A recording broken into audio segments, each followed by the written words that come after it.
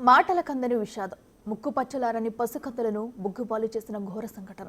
ఒకటి కాదు, రెండు కాదు, 10 మంది పసిబిడ్డలు కళ్ళు కూడా తెరవకుండానే కనరాని లోకాలకు వెళ్లిపోయారు.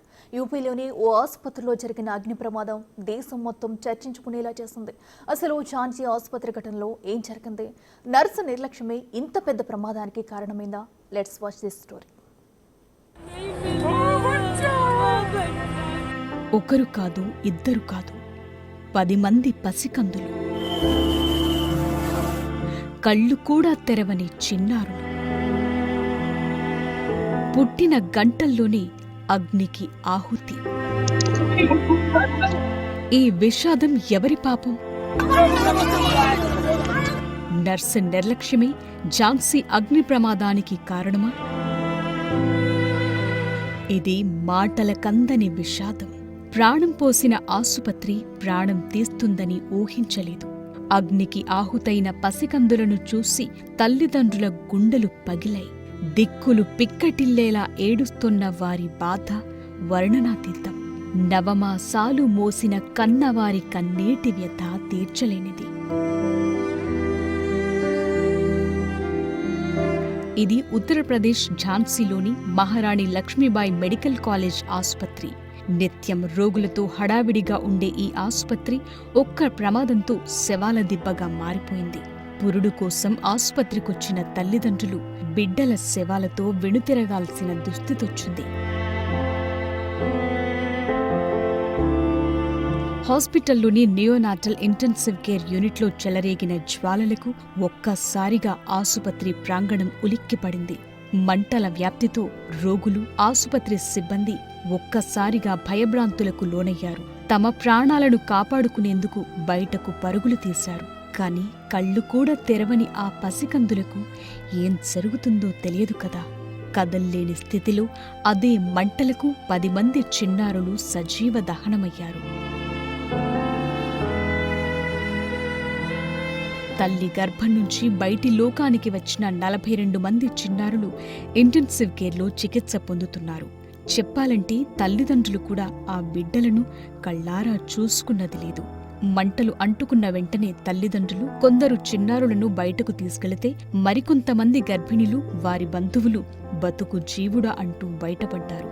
కాని అప్పటికే జరగరాని నష్టం జరిగి 10 మంది పసిబిడ్డలు అగ్నికి ఆహుతయ్యారు. మరికొందరు గాయాల పాలయ్యారు. స్థానికుల సమాచారంతో వెంటనే ఘటనా స్థలానికి చేరుకున్న అగ్నిమాపక సిబ్బంది 6 ఫైర్ ఇంజన్లతో మంటలను అదుపులోకి తెచ్చారు. ఈ ప్రమాదం నుంచి మరో 37 మంది శిశువులను కాపాడారు ఆసుపత్రి సిబ్బంది. ఈ ప్రమాద ఘటనపై ప్రధానమంత్రి నరేంద్ర మోదీ దిగ్భ్రాంతి వ్యక్తం చేశారు.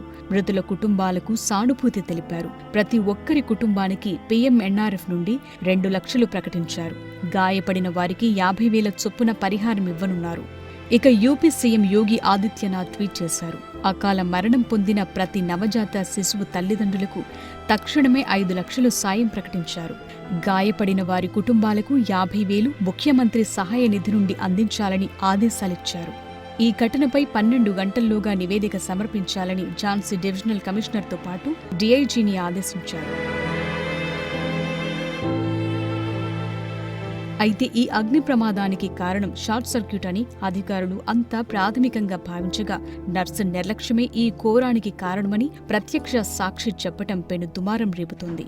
ఓ నర్స్ ఐసీయూలో అగ్గిపుల్ల వెలిగించడంతోనే ఇంతటి ఘోర ప్రమాదం జరిగిందని ఆవేదన వ్యక్తం చేశాడు. ప్రస్తుతం ఆయన చేసిన ఆరోపణలు తీవ్ర చర్చనీయాంశంగా మారాయి.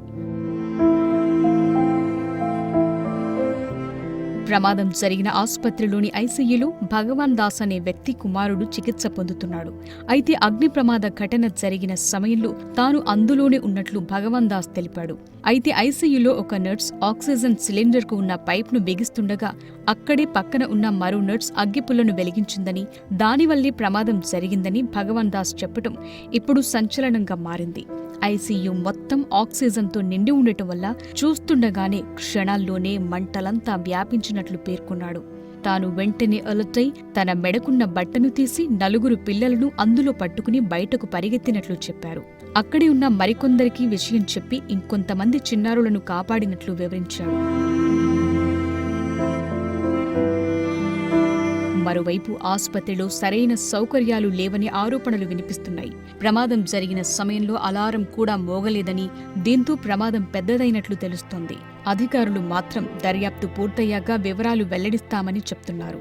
చిన్నారుల మరణాలకు కారణమైన వారిని ఎట్టి పరిస్థితుల్లో వదిలిపెట్టేది లేదని ఉత్తరప్రదేశ్ ఆరోగ్య శాఖ మంత్రి స్పష్టం చేశారు.